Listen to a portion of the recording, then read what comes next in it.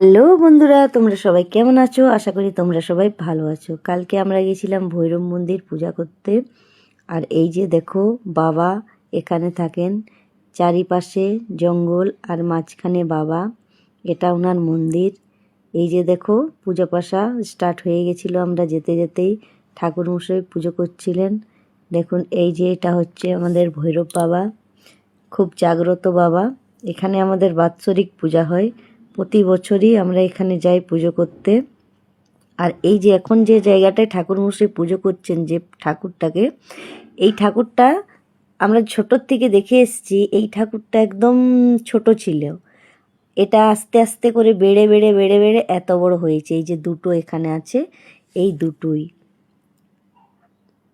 খুব জাগ্রত বাবা এটা। আর তারপরে পুজো শেষ করে যে আমরা প্রসাদ করছি, খাচ্ছি।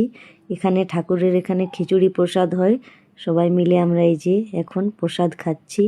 তারপরে প্রসাদ খেয়ে আমরা ঘুরতে চলে এসেছি।